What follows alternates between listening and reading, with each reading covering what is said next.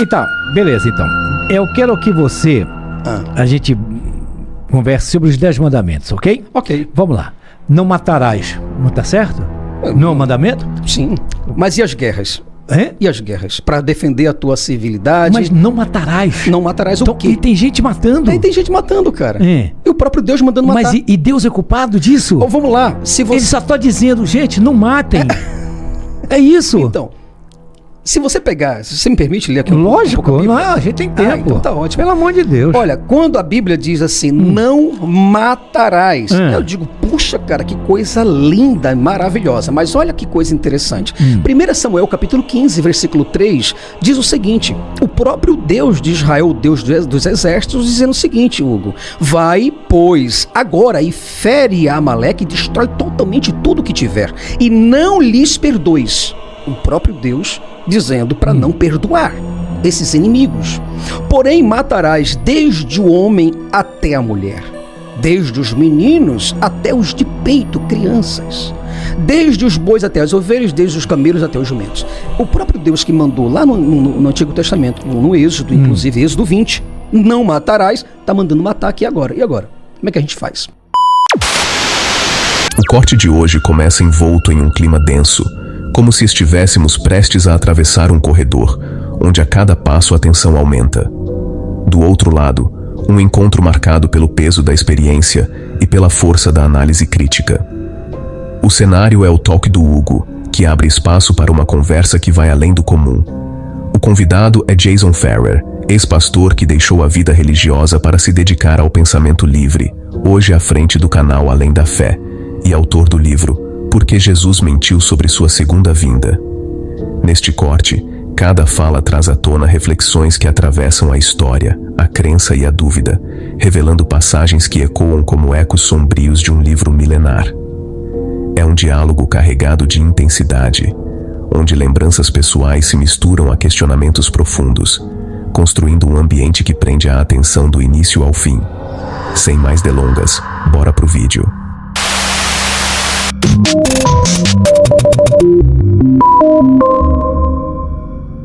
Salve, salve, salve, mais um podcast Talk Hugo. Antes de mostrar o nosso convidado especial de hoje, eu quero falar das Portes da Sorte. Meu amor, você aposta em vários jogos pelo Brasil e pelo exterior. Tem aí o Campeonato Brasileiro da Série A, B, C, D, tem Campeonato Espanhol, tem Champions League para você apostar. Canal Esportes da Sorte, a única casa de apostas do Brasil que paga um pool de até R$1 milhão. Eu falei R$1 milhão. E nós também temos a Quina da Sorte. O que é a Quina da Sorte? É uma corrida de cavalos que você, brincando, pode ficar montado na grana. Você tem que acertar 5 números. Os 5 primeiros colocados, se você acertar os 5 primeiros animais, você já leva, acertando a quina, R$5 mil.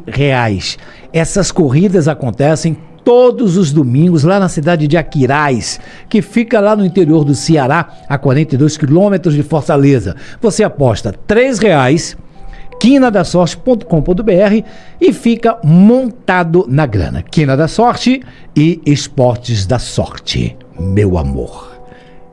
Convidado de hoje é Polêmica no Ar. O Jason Ferrer. Jason? Isso aí. Ferrer. Isso aí. Deixa eu explicar o Jason Ferrer. Como é que eu te chamo, cara? Peraí, vamos começar aqui o nosso papo aqui. Peraí. É ex-pastor ou ex-membro de uma igreja? Ex-pastor. Ex-pastor. Pastor mesmo. Da igreja... Batista da Capunga, Igreja Batista... Não, lá de Camaragibe, uma igreja batista independente. Independente. É. Tá, o Jason Ferrer, hoje, qual a tua profissão hoje? Hoje eu estou trabalhando com produção de conteúdos no YouTube.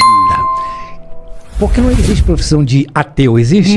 Não, né? Não tem. Não, né? Não. O Jason Ferrer é ateu, né? Trouxe, inclusive... Uma Bíblia. Uma Bíblia. É exatamente uma Bíblia, né? Deixa eu ver aqui. Tá aqui, do lado. É Bíblia de Estudo Pentecostal.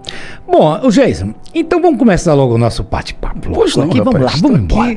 Porque você, ateu, Você tem um canal chamado Além da Fé no YouTube, que a gente vai mostrar daqui a pouco. Você faz lives, você não acredita na volta de Jesus, você não acredita em milagres hoje. E por que tu anda com a Bíblia? Vamos lá. Essa pergunta é boa, hein? E eu tenho perguntas aqui, viu? Em primeiro lugar, é uma honra muito grande, Hugo, estar aqui no seu canal, no seu podcast, no Talk Hugo. E é um privilégio muito grande, porque assim, como eu te falei, desde pequeno ainda, desde menino, já te assistia no jornal, cara. NETV. NETV, cara. NETV, ué. E aí, rapaz, minha adolescência, minha juventude, né, por onde quer que eu ande, inclusive depois, quando eu estava lá na Bahia, eu via a novela Império, eu via você lá, cara, eu falava, caramba. Fazendo o papel de Patrício. Rapaz. Era o Orives. Cara, exatamente, cara. Eu ficava orgulhoso. Cara, orgulhoso massa, demais, então. brother. Sério, meus olhos brilhavam por saber que ali eu tinha alguém, tudo bem, que parece que você veio do Pará. Eu sou de Belém. Assim, Belém. Mas tem uma raiz nordestina no Recife muito grande. Cara, eu tô com 61 anos, vou fazer. Moro há 38 anos Olha aqui. isso, cara, eu tô com 40. Tu tá com 40 anos de idade ainda? Muito novo ainda. Muito novo, né? Muito novo ainda. E não tão novo e não acredita mais na volta de Jesus, não acredita em Deus. Não. Peraí, tu não me respondeu o negócio da Bíblia. Vou responder agora.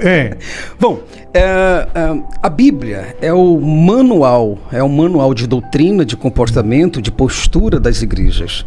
Mas a Bíblia também é o maior manual para que você, lendo-a, você possa chegar a uma descrença em Deus. Pelo menos no Deus de Israel, no Deus de Isaac, no Deus de Abraão, no Deus de Jacó e no Deus de Jesus Cristo. Porque a Bíblia, quando você apenas ler a Bíblia sem um aspecto histórico, né? Lendo apenas dentro do aspecto histórico, eu quero dizer, você vê um bom conteúdo, os Salmos, os Eclesiastes, isso é muito legal. Só que existem passagens dentro desta Bíblia onde tem ordenanças a matanças a mulheres, né? Estupro, inclusive, de crianças, incesto. Né? Você tem, por exemplo, pai que tem relações sexuais com as suas 2 filhas e Deus não faz absolutamente nada. Você vê a ordenança do próprio Deus para matar crianças que amamentam por causa de questões religiosas e até mesmo por questões territoriais, porque Deus, aqui dentro da Bíblia, Hugo, ele é um ser extremamente territorialista, assim como um cachorro, um bicho que é territorialista, que toma conta daquele local. E isso me deu um pontapé num pensamento, Hugo, para que eu pudesse entender e dizer, bom, isso daí não é contexto. Isso é aqui, se esse Deus existe, ele é muito pior do que eu. Né? Mas esse castigo que você diz que Deus não fez absolutamente nada, é na terra que se paga? Ou se paga quando chegar lá em cima, se você acredita, lógico que você não acredita, ou vai para o inferno? Você não acredita nessa teoria também? Olha, dentro da Bíblia você vê que existe o castigo de Deus. Deus castiga pessoas aqui na terra. E ainda ele condena pessoas ao inferno, né? Simplesmente por causa de uma tatuagem, ou simplesmente por você comer um fruto do mar proibido, ou simplesmente por você rapar uma barba, por você fazer um cabelo, por você desobedecer a um marido, ou por você não cumprir as ordenanças como ele manda, não olhar para a direita e nem para a esquerda, unicamente olhar para a própria palavra dele. E uma coisa interessante, Hugo, é que assim, o próprio Deus manda você matar a sua própria mãe, o seu pai, seu irmão. Onde é que está isso? Deuteronômio, por exemplo, você vê o próprio Moisés, quando ele diz o seguinte, ele dá uma ordenança para os seus servos que estão ali, os fiéis, e ele fala, olha, eu espero muito que vocês cumpram exatamente a ordem que o Senhor hoje, teu Deus, te manda, certo? Então cada um mate ao seu pai, mate ao sua esposa, seu filho, tudo isso aqui dentro da própria Bíblia. Em 1 Samuel, capítulo 15, por exemplo, versículo 3, você vê o próprio Deus dando ordem para que Saul, o primeiro rei de Israel, através do profeta e sacerdote Samuel, pudesse exterminar crianças. Isso é impressionante o negócio. Certo, Jason, mas vê só, você ex-pastor, certo, frequentou a igreja, se você já era convicto disso, por que você insistiu em ficar muito tempo na igreja fazendo DVDs e cantando, louvando? Mas não é do dia para a noite que se vira ateu. Não é. Ninguém diz, acordou, sou ateu. É um processo. Sim, é esse processo que É um eu queria processo. saber. Velho. E dentro desse processo eu comecei a perceber que esse Deus, o Deus de Israel, ele não condizia com a realidade. Não tinha um sentimento humanista, não tinha um sentimento de amor, mas sim de completa obediência, de completa cegueira. E isso começou a me afastar completamente da fé, da crença, dos paradigmas culturais, sociais, antropológicos da Bíblia e até mesmo religiosos. E eu comecei a perder a fé em Deus. Um Deus que eu tanto amava, que eu tanto queria, mas que se afastava da realidade, inclusive da realidade científica. É difícil, né? Caraca, velho. Mas o medo é que me deixou forte e firme dentro da religião. Até que um dia eu larguei mão do medo. Ser temente a Deus, você era temente a Deus. Temente, completamente. Se eu não acreditar, eu posso viajar de avião, o avião pode cair, o ônibus pode vir. Era isso que passava na tua cabeça? Completamente isso daí. E depois desse medo, quando eu arranquei esse medo do meu coração, Hugo, as coisas começaram a fluir. Eu comecei a ver a Bíblia dentro de uma outra perspectiva, dentro de uma outra realidade. E comecei a perceber que realmente o Deus de Israel não tem possibilidade de existir. Tu ficou mais feliz? Tu acha que tu é um homem mais feliz hoje? É porque... deixa eu concluir. Tá. Eu acho que não seria essa a frase nessa. Você hoje fica menos... não ter que dar satisfação, pronto, a Deus. Então, você ficava muito arretado em dar satisfação a Deus, era isso? Hoje você está livre. Eu não tenho que mais dar satisfação a nada, eu posso falar que nada vai me acontecer. É isso essa liberdade que te deixou mais feliz? Eu queria um Deus, para que eu pudesse dar satisfação a Ele, para que eu pudesse adorá-lo, para que eu pudesse servi-lo. Só que assim, não é a questão de hoje eu sou livre para fazer exatamente o que eu quero, não. Eu tenho as leis, eu tenho a justiça que me ampara e ao mesmo tempo que me refreia. Só que eu não tenho mais medo religioso de um Deus que vai punir ou um Deus que vai fazer alguma coisa contra mim, ou que vai me enviar um tipo de demônio, um tipo de espírito, 7 espíritos a mais que venha perturbar a minha vida. Hoje eu sou uma pessoa extremamente realizada, cara. Cara feliz. E eu digo pra você, se eu tivesse 100 mil hoje, eu diria pra você que eu não apostaria que eu voltaria pra religião. De modo nenhum. De jeito algum. Existe ex-ateu? Tu conhece um ex-ateu? Olha, você vê o Lee Strobel, né, que era jornalista e que era ateu, e dizia-se ateu. E hoje ele se vê como um ferrenho cristão que defende piamente as doutrinas cristãs, inclusive o próprio Jesus Cristo. Mas eu desconheço, assim, de raiz mesmo, um ex-ateu. Eu penso que uma pessoa, um dia, quando ela vomita aquilo lá tudo, que ela diz que é tudo mentira aquilo, e de repente ela pega tudo aquilo e come de novo e diz que é verdade, eu acho que é um pouco de hipocrisia. Sabe o que eu acho? Eu estava vendo a televisão, uma TV, eu acho que foi a Rede TV, que tem a Igreja Universal. Às vezes o que a igreja vende, não a igreja o homem, eu quero diferenciar a igreja do homem, porque todos são falhos, assim como tem pastor ladrão, tem padre pedófilo, tem jornalista que não presta, e assim sucessivamente. Aí eu estava vendo um drogado na Igreja Universal que subiu ao palco da igreja aqui na Caxangá, eu vendo na televisão. Aí ele falava, o pastor disse, são 3 minutos para ele largar a droga. Aí eu digo, vou ver. Aí daqui a pouco aparece a mulher, a que era drogada em crack, viciada em crack, já dentro, no palco, já tinha uma lixeira. E ela começou, cheira o crack. Ela, e eu via que não saía absolutamente nada de dentro da mulher. Ela simplesmente saliva, as cuspes.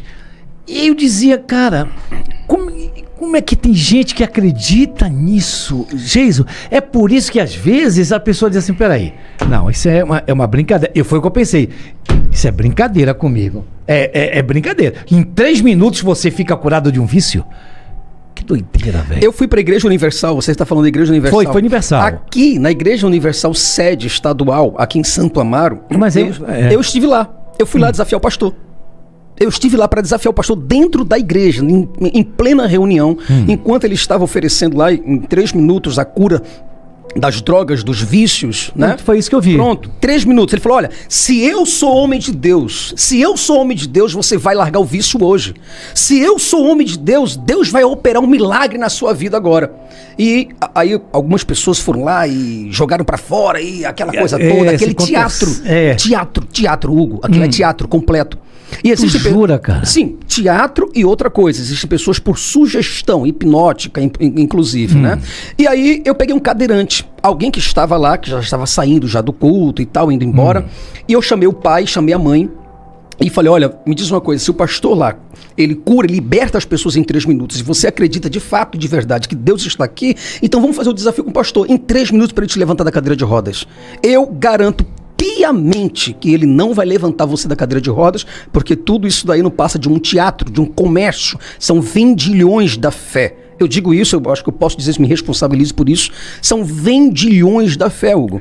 E aí o pastor começou então a orar, e na oração, o garoto não levantou.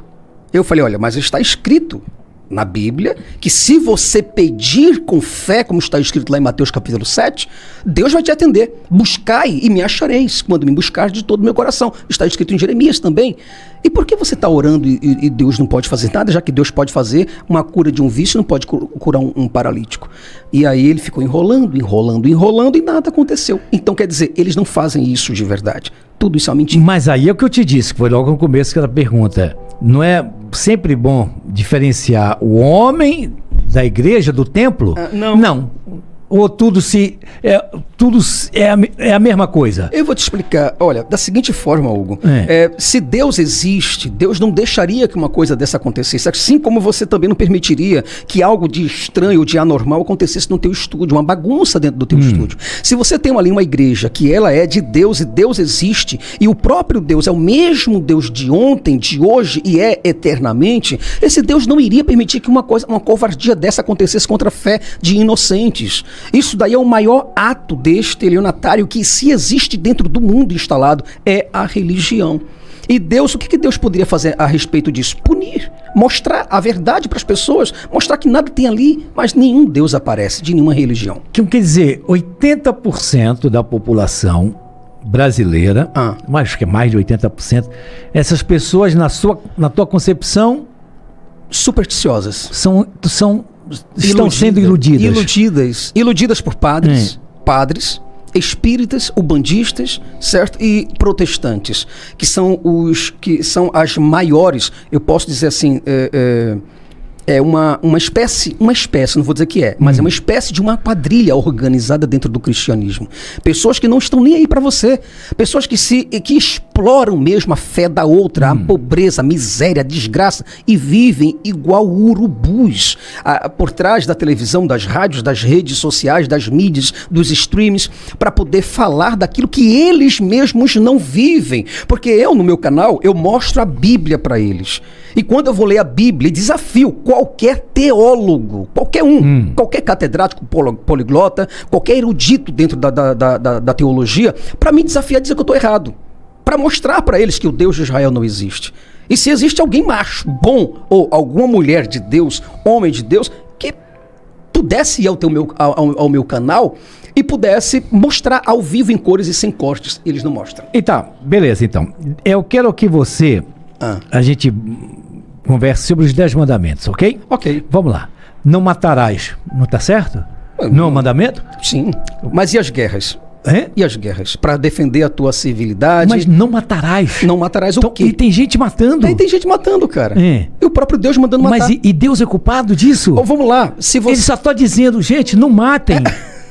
É isso. Então, se você pegar, se você me permite ler aqui Lógico, a gente tem tempo. Então tá ótimo. Pelo amor de Deus. Olha, quando a Bíblia diz assim, não matarás, eu digo, puxa, cara, que coisa linda, maravilhosa. Mas olha que coisa interessante. 1 Samuel capítulo 15, versículo 3, diz o seguinte: o próprio Deus de Israel, o Deus dos exércitos, dizendo o seguinte, Hugo: vai, pois, agora e fere a Amaleque e destrói totalmente tudo que tiver, e não lhes perdoes. O próprio Deus dizendo para não perdoar.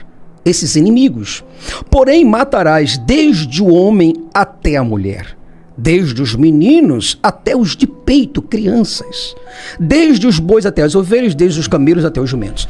O próprio Deus que mandou lá no Antigo Testamento, no Êxodo, inclusive Êxodo 20, não matarás, está mandando matar aqui agora. E agora? Como é que a gente faz?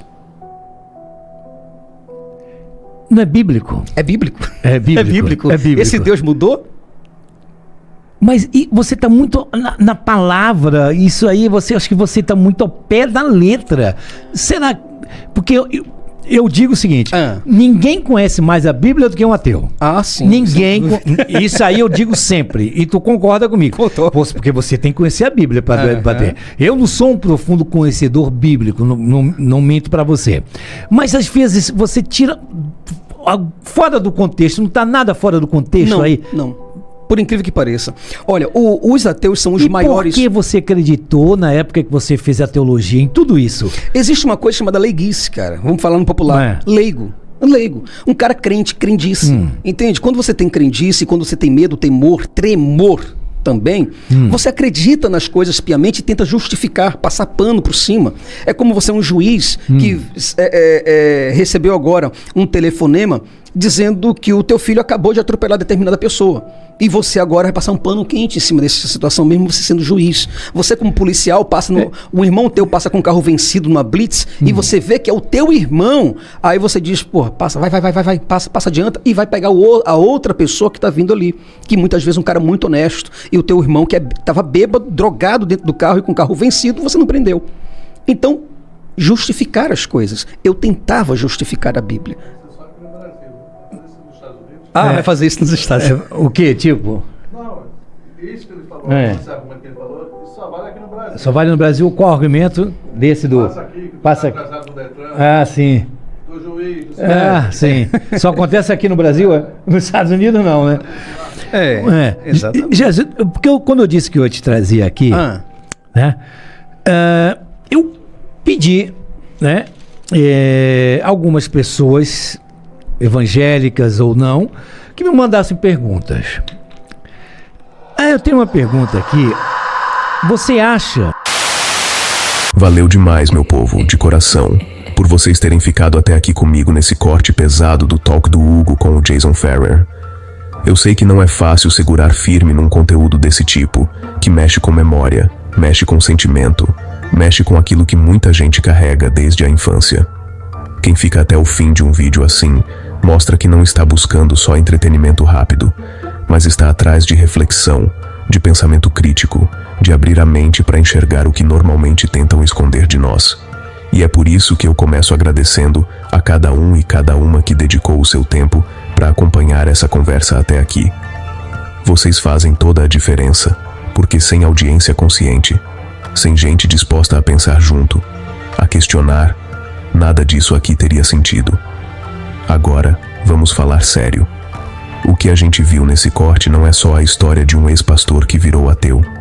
É um retrato de como a religião, ao longo da vida de tanta gente, age pelo medo, pela culpa, pelo controle. Jason contou que carregava esse peso dentro de si, que tinha medo até de andar de avião porque achava que se não tivesse fé suficiente podia ser castigado. Olha que ponto absurdo a crença pode levar uma pessoa. Isso não é sobre espiritualidade individual, isso é sobre controle coletivo. É sobre um sistema que foi montado ao longo dos séculos para manter o povo calado, obediente, com medo de questionar. E quando alguém como Jason se levanta, traz a própria experiência e mostra os furos desse discurso, não é só uma fala pessoal, é um grito de libertação. É alguém dizendo, olha, eu vivi isso, eu acreditei nisso, mas descobri que a verdade não estava aí. E é nesse ponto que eu quero deixar uma reflexão para você, que ficou até o fim. O medo é a ferramenta mais antiga do poder religioso. Se você parar para pensar, sempre tem um castigo, sempre tem uma ameaça, sempre tem um peso sobre a sua vida. Se você não obedece, o inferno te espera. Se você não segue as regras, a maldição cai sobre você.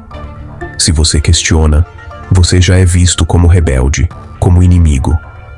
Só que é exatamente esse questionamento que abre caminho para a liberdade. Quando a gente deixa o medo de lado e passa a olhar para a realidade com os olhos da ciência, da razão, da lógica, a gente entende que não precisa de nenhum ser sobrenatural controlando nosso destino. A vida é nossa, as escolhas são nossas, e o mundo é resultado das nossas ações, não de caprichos de deuses. E olha, não é só sobre religião, é sobre como a gente encara a vida em sociedade. Religião sempre se misturou com política, sempre se misturou com poder econômico, sempre esteve do lado de quem manda. Não é coincidência que pastores milionários estão no topo enquanto o povo sofre. Não é coincidência que tantos líderes religiosos vivem de luxo enquanto a massa se afunda em dívidas, fome e desespero. Isso é um sistema montado para explorar, e cada vez que a gente escuta histórias como a do Jason, a gente percebe que essa farsa só se sustenta porque muita gente tem medo de falar, tem medo de largar, tem medo de viver sem essa muleta. Mas, meu povo, viver sem muleta é possível. É difícil, dói, dá trabalho, mas é possível. E mais do que possível, é libertador. É por isso que eu digo, se você ficou até aqui, você já deu um passo além da maioria. Você já está mostrando que tem disposição para pensar fora da caixinha, para encarar ideias que confrontam o senso comum. Isso é raro e é precioso. Então eu peço, não para por aqui. Continua com a gente nessa jornada. Se inscreve no canal, ativa o sininho para não perder nada. Deixa o like porque isso ajuda demais o vídeo a chegar em mais gente. E comenta aí embaixo o que você achou dessa conversa. O que mais te impactou no relato do Jason? Qual parte te fez refletir mais? É no espaço dos comentários que a gente constrói essa comunidade, que a gente mostra que não estamos sozinhos. E mais, compartilha esse vídeo. Joga no grupo da família, manda pro amigo que gosta de discutir esses temas. Espalha nas suas redes sociais. Não deixa essa mensagem morrer aqui. Cada vez que você compartilha, você planta uma semente de reflexão em alguém. E às vezes, essa sementinha pode ser o começo de uma grande mudança na vida da pessoa. Eu mesmo já recebi mensagem de gente dizendo que um vídeo foi a faísca para começar a pensar diferente, para se libertar de anos de medo e opressão. Você pode ser o responsável por acender essa faísca em alguém. Eu também quero agradecer especialmente a todos que têm apoiado esse trabalho. Quem comenta, quem dá like, quem recomenda para os amigos, vocês não têm noção do quanto isso fortalece. Não é fácil produzir esse tipo de conteúdo. Não é fácil remar contra a maré. Não é fácil enfrentar a resistência de quem prefere a mentira confortável, a verdade incômoda. Mas quando eu vejo que tem gente engajada, que tem gente junto, que tem gente querendo mais, isso dá energia para continuar. Então, meu muito obrigado a cada um que apoia, que participa, que faz parte dessa rebelião de ideias. E claro, quero deixar um pedido. Se você acredita nesse projeto, se você acha que o que fazemos aqui é importante, ajude a fortalecer. Isso pode ser de várias formas, divulgando os vídeos, comentando sempre, interagindo, ou mesmo apoiando diretamente quando houver essa possibilidade. O mais importante é não ficar só como espectador passivo. Esse canal não é só meu, é nosso. É um espaço coletivo, construído por todos que querem ver o pensamento crítico avançar. Antes de encerrar, quero reforçar uma ideia que ficou clara na fala do Jason. Ninguém vira ateu de um dia para o outro. É um processo. É um caminho de questionamento, de dúvida, de enfrentamento interno. E esse caminho não é fácil. Quem já passou por isso sabe que dói perder certezas. Dói abrir mão de uma estrutura que parecia sólida. Mas ao mesmo tempo, é nesse processo que nasce a verdadeira liberdade. A liberdade de pensar por si mesmo, de construir a própria vida sem medo de punição divina, de olhar para o mundo como ele é, sem véus. Essa liberdade não tem preço, e é por isso que eu digo, não tenham medo de questionar, não tenham medo de buscar respostas, não tenham medo de mudar de ideia. Isso é sinal de força, não de fraqueza. E assim eu vou fechando esse vídeo, com gratidão a todos que ficaram até o fim, e com a esperança de que cada um de vocês leve consigo um pedaço dessa reflexão. Que vocês possam olhar para o mundo com mais clareza, com mais coragem, com mais disposição de enfrentar o que tentam esconder. E que juntos a gente siga construindo uma comunidade cada vez mais forte, mais crítica, mais livre. Então é isso, meu povo. Muito obrigado por estarem aqui. Muito obrigado por fazerem parte dessa caminhada. Muito obrigado por não se contentarem com respostas fáceis. Se inscrevam no canal, deixem o like, ativem o sininho, comentem aí embaixo e compartilhem esse vídeo. Vamos espalhar essa mensagem, vamos fazer barulho, vamos mostrar que existe uma galera que não tem medo de pensar. Até o próximo vídeo e lembrem-se sempre, a rebelião começa no pensamento.